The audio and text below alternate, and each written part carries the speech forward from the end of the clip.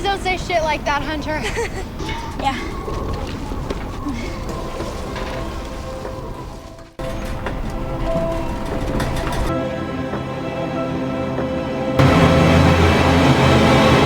Panic!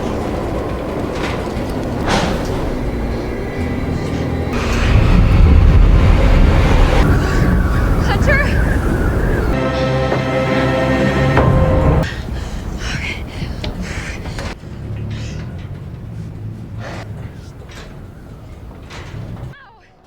Assalamualaikum warahmatullahi wabarakatuh. Apa kabar kalian para pecinta Nina Bobo sebelum tidur? Masih setia bersama saya, Robert si tukang kaset. Di video ini, saya akan menceritakan sebuah film yang cukup menarik perhatian dan mempunyai viewer yang cukup banyak berjudul Fall. Film ini bercerita tentang dua sahabat bernama Becky dan Hunter yang sangat suka manjat-manjat dan melakukan hal-hal yang berbahaya. Salah satu hal paling gila yang mereka lakukan adalah memanjat sebuah tower setinggi kurang lebih 600 meter. Dan yang kita tunggu-tunggu, apakah keduanya berhasil menaklukkan tower itu? Mari kita dengarkan alur ceritanya. Let's go! Sebelum alur cerita dimulai, sudilah kalian untuk mengklik tombol subscribe, like, dan komen di bawah agar saya dapat AdSense dan untuk mengganti konsumsi saya selama pembuatan video ini. Terima kasih.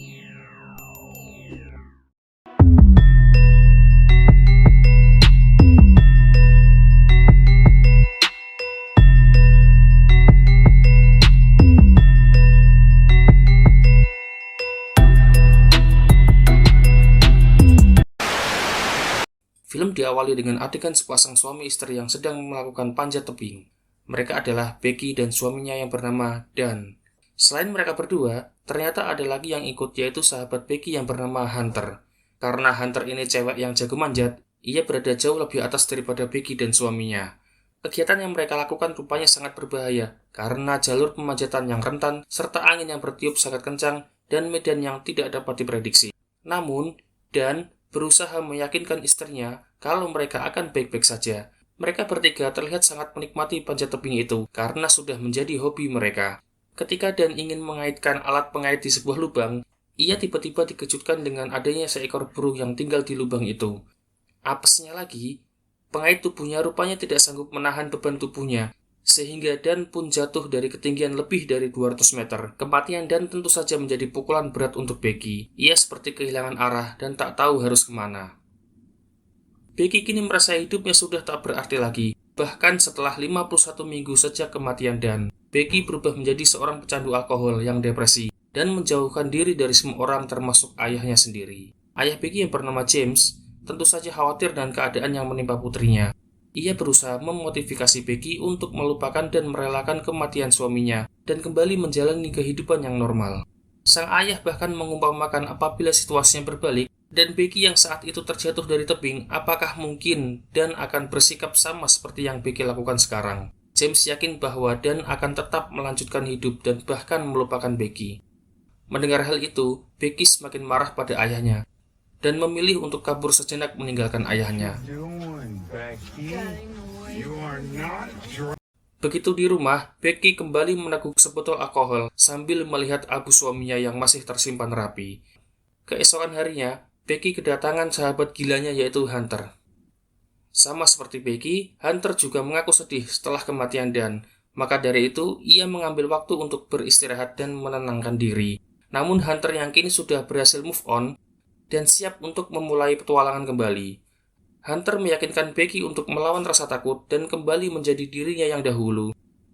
Karena bagaimanapun juga, setelah kejadian itu, semuanya tak akan pernah bisa terulang kembali. Untuk memulai lembaran hidup yang baru, Hunter mengajak Becky untuk mencoba dan memulai lagi kegiatan ekstrimnya. Seperti dahulu, dengan memanjat sebuah tower radio bernama B67 TV Tower, dengan tinggi mencapai 2000 kaki atau sekitar 600 meter. Hunter pun menyarankan pada Becky setelah nanti sampai di atas untuk menyebarkan abu dari kremasi tubuh Dan dari atas tower tertinggi, sehingga Becky bisa tenang untuk memulai lembaran hidup yang baru. Pada awalnya Becky menolak ajakan Hunter, karena ia merasa masih sangat belum siap. Namun pada akhirnya, ia pun setuju memanjat tower tersebut. Dengan memakai pakaian yang kurang bahan, Hunter yang juga seorang content creator memanfaatkan kegiatan itu untuk mencari subscribe, like, komen, dan viewer yang banyak. Pada akhirnya, mereka pun berangkat menuju lokasi di mana tower itu berada. Tower itu terletak di padang rumput yang kering, yang rupanya lokasinya lumayan jauh dari kehidupan, mall, dan panti pijat. Maka, mereka pun membutuhkan waktu sekitar 6 jam perjalanan untuk sampai di tempat tersebut. Di tengah perjalanan, Becky dan Hunter berhenti di sebuah motel untuk beristirahat. Di sana keduanya pun bertanya kepada seorang pelayan, apakah lokasi tower radio yang sangat tinggi itu masih jauh atau tidak. Si pelayan pun menunjukkan bahwa sebuah lampu yang kedip-kedip di atas langit merupakan lampu satu-satunya di ujung tower radio itu. Sebelum melanjutkan perjalanan, Becky memutuskan untuk mengisi daya ponselnya sampai full. Hunter kemudian menunjukkan sebuah trik di mana mereka bisa mengisi daya ponsel dengan memanfaatkan dudukan yang ada pada lampu. Keesokan harinya, Becky dan Hunter pun kembali melanjutkan perjalanan menuju ke tower radio.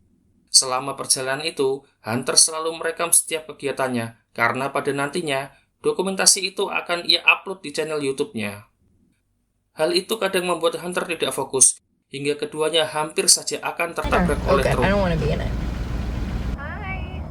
And we have something. Homegirls are gonna be climbing to the tippy. Woo! Hey, more like. Akhirnya keduanya pun sampai di lokasi tower tersebut. Tower tersebut terlihat tertutupi oleh pagar, lengkap dengan tulisan dilarang memasuki area. Namun karena sejak awal mereka bertujuan untuk memanjat tower itu, jadi mereka pun nekat melewati pagar pembatas. Setelah sampai di tower, keduanya pun melihat beberapa burung yang sedang memakan bangkai hewan. Hunter dan Becky kemudian mengusir burung-burung itu, dan Hunter memposting foto bangkai hewan tersebut di Instastory-nya. Di luar dugaan, postingan tersebut mendapat viewer yang cukup banyak, sehingga membuat Hunter semakin bersemangat untuk membuat konten lagi. Singkat cerita, keduanya pun akhirnya sampai di bawah tower. Hunter yang sudah pro player segera memasangkan tali pengaman untuk mereka berdua. Melihat ketinggian tower membuat Becky merasa ragu, sehingga ia pun berniat untuk mengurungkan diri. Namun Hunter berhasil membujuk Becky dan meyakinkannya kalau semua itu akan baik-baik saja. Keduanya pun mulai menaiki satu persatu anak tangga yang mengarah sampai ke puncak tower, yang padahal kondisi tower itu sangatlah rapuh dan tidak kokoh lagi, karena tower itu memang sudah tua dan tidak terpakai. Meskipun begitu, Hunter dan Becky tetap nekat menaiki tower tanpa memperdulikan kondisi tower tersebut. Tanpa mereka sadari, satu persatu baut dari tower mulai rontok dan berjatuhan karena beban mereka berdua. Di saat mereka menaiki anak tangga, sejenak keduanya pun berhenti sebentar untuk mengisi tenaga dengan sebotol air yang mereka bawa. Come on!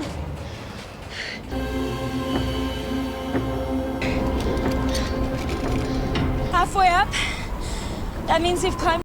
Barulah setelah itu mereka melanjutkan perjalanan menuju puncak tower. Becky yang saat itu merasa gugup dan ketakutan, terus mendapatkan bisikan sesat dari Hunter yang justru terlihat santai dan menikmati aksi berbahaya itu. Sampai suatu ketika, mereka harus melewati dua pemancar yang berada di jalur tangga. Bagusnya, mereka masih berhasil melewati rintangan itu dengan baik. Sebelum sampai ke puncak tower, Hunter pun sempat lagu-laguan dengan menggoyang-goyangkan anak tangga tersebut. Tanpa disadari, hal itu malah membuat baut dan mur tangga makin rontok. Setelah melewati semua anak tangga, keduanya pun akhirnya sampai di puncak B67 Tower. Mereka pun kemudian merayakan keberhasilan itu dengan mengabadikan momen mulai dari selfie hingga video dengan ponsel. Mereka merekam aksi gila Hunter dengan bergelantungan di atas ketinggian dengan menggunakan sebuah drone. Setelah itu, Becky kemudian menyebarkan abu suaminya dari atas ketinggian tower. Setelah melakukan semuanya, keduanya pun kembali bersiap untuk menuruni tower tersebut, dengan tali pengaman yang terpasang saling mengait pada keduanya. Becky pun mulai menuruni tower dan kini giliran ia yang membawa tas. Tak disangka-sangka, baru beberapa menuruni anak tangga, tiba-tiba semua tangga itu copot dan terlepas jatuh bebas ke tanah. I've got your weight.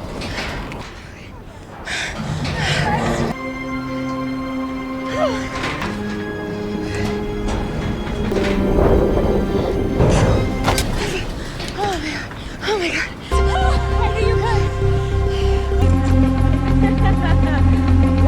Teacher Dave!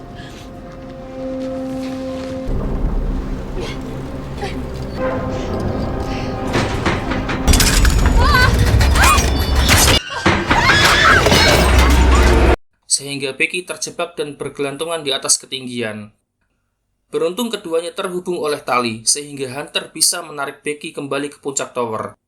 Setelah melihat semua tangga sampai pemancar telah menghilang, Becky pun mulai panik karena mereka akan terjebak di sana. Karena posisi mereka yang terlalu tinggi, membuat mereka tidak bisa mendapatkan sinyal, sehingga mereka kesulitan untuk mendapatkan bantuan, dan yang lebih parahnya lagi, tas berisi air, drone, dan semua peralatan yang mereka bawa ternyata jatuh dan tersangkut di pemancar tower. Di tengah kepanikan itu, Hunter berusaha tetap tenang dan tabah. Ia berhasil menemukan sebuah teropong dan sebuah pistol suar, yang nantinya bisa mereka gunakan untuk mencari bantuan dengan berusaha agar ada orang yang melihat mereka. Karena keduanya terlalu sibuk memikirkan jalan keluar, mereka bahkan tidak menyadari kalau paha Becky ternyata terluka. Hunter pun dengan cepat menutupi luka Becky dengan menggunakan kemeja miliknya. Setelah beberapa jam terjebak, Becky pun mengingat postingan Hunter yang berarti di area yang lebih rendah mereka mungkin saja mendapatkan sinyal. Mereka akhirnya sepakat untuk membuat postingan permintaan tolong dan menurunkan ponsel Hunter dengan menggunakan tali pengaman. Sayangnya, meskipun mereka sudah berusaha menurunkan ponsel sampai ke ujung tali, mereka tetap tidak bisa mendapatkan sinyal. Tak mau menyerah begitu saja, mereka pun sepakat untuk menjatuhkan ponsel Hunter, berharap di bawah sana postingan permintaan tolong mereka akan terbaca oleh orang lain. Ponsel Hunter kemudian dimasukkan ke dalam sepatu untuk memastikan ponselnya tidak rusak saat sampai di bawah tower. Sambil menunggu bantuan, Hunter pun menggunakan teropong untuk melihat sekeliling, berharap nanti akan ada seseorang yang mungkin melewati lokasi tersebut. Tanpa sengaja, Becky melihat sebuah tato angka di kaki Hunter yang selalu disebutkan oleh mendiang suaminya. Namun saat itu, Becky tidak ingin terlalu memikirkan hal itu karena yang terpenting sekarang, bagaimana caranya mereka bisa turun dan selamat dari tower tersebut. Tak lama kemudian, Hunter pun melihat seorang lelaki yang berjalan bersama anjingnya. Mereka berdua pun berteriak minta tolong. Bahkan Becky sampai melemparkan kedua sepatunya untuk menarik perhatian lelaki tersebut. Sayangnya, lelaki itu tidak mendengar mereka sehingga ia pun pergi begitu saja. Karena tidak ada respon dari luar, mereka beranggapan bahwa ponsel Hunter di bawah telah hancur, yang artinya mereka gagal mendapatkan bantuan. Saat diperhatikan, lelaki itu ternyata berjalan menemui rekannya di sebuah van yang terparkir tak jauh dari sana. Hunter pun menyuruh Becky untuk menembakkan pistol suar saat menjelang malam, agar kedua lelaki itu bisa melihat sinyal mereka. Saat malam tiba, mereka pun bersiap untuk menembakkan pistol suar tadi. Tak disangka tembakan itu membuat dua lelaki itu di sana menyadari keberadaan mereka. Kedua pria itu pun mendekati lokasi tower sambil membawa beberapa peralatan. Tapi tak disangka, bukannya menyelamatkan Becky dan Hunter, dua pria itu malah mencuri mobil Hunter yang terparkir dan pergi begitu saja. Rasa putus asa pun kembali menyelimuti mereka berdua. Malam ini, mereka terpaksa harus menginap di atas tower dengan kondisi haus dan kelaparan di tengah keheningan malam. Becky memberanikan diri untuk menanyakan apakah maksud tato di kaki Hunter. Karena sudah tidak mungkin menutupi semuanya lagi, Hunter pun akhirnya mengakui kalau ia sempat berselingkuh dengan Dan sebelum ia menikahi Becky. Hunter meminta maaf karena ia sudah mencintai suami Becky. Ia benar-benar sudah menyesali perbuatannya dan ia juga sudah melupakan Dan semenjak mereka berdua menikah. Mendengar hal itu, Becky pun mencoba memaafkan Hunter karena semuanya hanyalah masa lalu. Keduanya kemudian teringat pada drone yang ada di dalam tas. Keduanya berpikir kalau mereka mungkin bisa menggunakan drone itu untuk mendapatkan bantuan. Dikarenakan drone-nya berada di bawah, jadi Hunter pun memutuskan untuk turun mengambilnya. Setelah mendapatkan tas, Hunter pun mencoba kembali naik dengan bantuan Becky. Sayangnya karena terlalu lelah, genggaman tangan Hunter pun tidak terlalu kuat, sehingga genggamannya pun terlepas dan ia pun terjatuh. Untung saja ia masih bisa berpegang pada tas. Kemudian dengan sekuat tenaga, Becky berhasil menariknya kembali ke atas. Setelah itu, Becky mencoba menggunakan drone untuk mengirim sepucuk kertas dengan tujuan meminta bantuan ke motel yang mereka singgahi tadi. Sayangnya, baru diterbangkan beberapa detik, drone itu tiba-tiba kehabisan daya, sehingga drone terpaksa harus putar balik. Ia kemudian teringat pada trik yang diajarkan oleh Hunter tentang bagaimana cara mengisi daya dengan menggunakan lubang pada lampu. Becky pun nekat memanjat lebih tinggi untuk mengisi daya drone tersebut sampai penuh.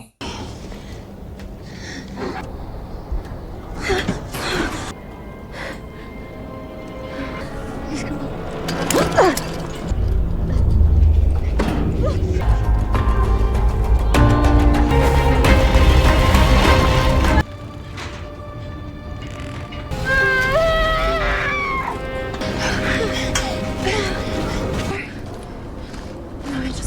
or call 911. It's dropping. Shit, Richard. Great job. What are we gonna?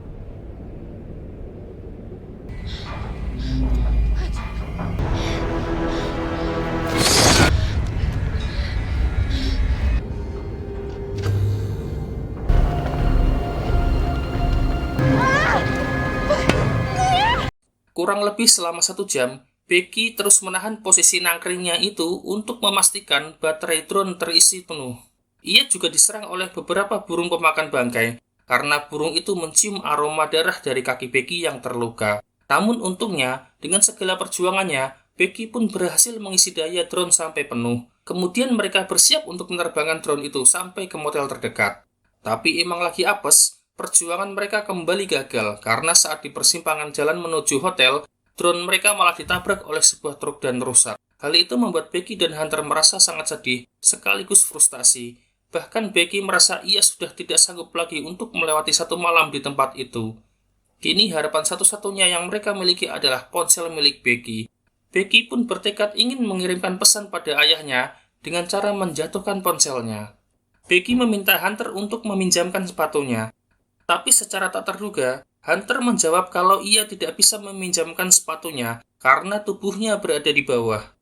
Ternyata, sejak kemarin Becky hanyalah berhalusinasi dan terbayang sejak insiden Hunter turun mengambil tas tadi. Ia sebenarnya tidak bisa naik kembali ke atas. Becky hanya berhasil menarik tasnya saja. Sementara itu, tubuh Hunter telah menjadi mangsa burung-burung pemakan bangkai. Malam itu, hawa dingin mulai datang menyelimuti tubuh Becky. Becky yang sudah putus asa membuat sebuah video perpisahan sekaligus permintaan maaf pada ayahnya. Karena selama ini, ia tidak sadar kalau ayahnya sangat menyayanginya. Keesokan harinya, Becky yang sudah lemah dihampiri oleh seekor burung pemakan bangkai. Burung itu pun perlahan mendekati tubuh Becky dan bersiap untuk memakan kakinya. Tanpa diduga, Becky tiba-tiba terbangun dan menangkap burung tersebut dengan tangan kosong. Becky membunuh burung itu, kemudian memakannya hidup-hidup. Setelah mendapatkan energi yang cukup, Becky bersiap turun menuju ke pemancar. Ia mengirim pesan pada ayahnya dengan memasukkan ponselnya ke dalam sepatu Hunter, dan sepatu itu kemudian dimasukkan ke dalam tubuh Hunter. Hal itu terpaksa dilakukannya untuk memastikan ponsel Becky tidak rusak, sehingga pesan permintaan tolongnya bisa terkirim pada ayahnya. Tak disangka-sangka, usahanya itu pun akhirnya membuahkan hasil. Pihak tim SAR berhasil menemukan Becky, sehingga ia pun berhasil terselamatkan. Tak lama kemudian, ayah Becky datang, dan ia sangat bahagia melihat putrinya dalam keadaan baik-baik saja.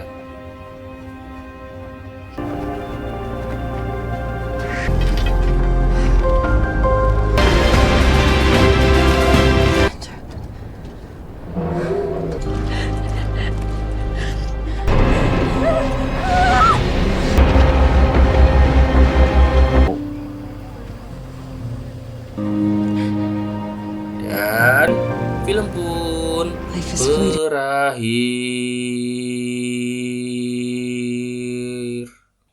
Inti pesan yang dapat saya sampaikan dari film ini adalah, sayangilah nyawa kalian. Kucing saja yang punya nyawa 9 masih berhati-hati dalam menjalani kehidupan, apalagi kita yang cuma punya 1. Ingat, karena kematian itu tak seindah seperti waktu kita baru jadian. Semoga teman-teman mengerti dan terhibur dengan alur cerita yang saya bawakan. Sampai jumpa di video berikutnya. Bye-bye.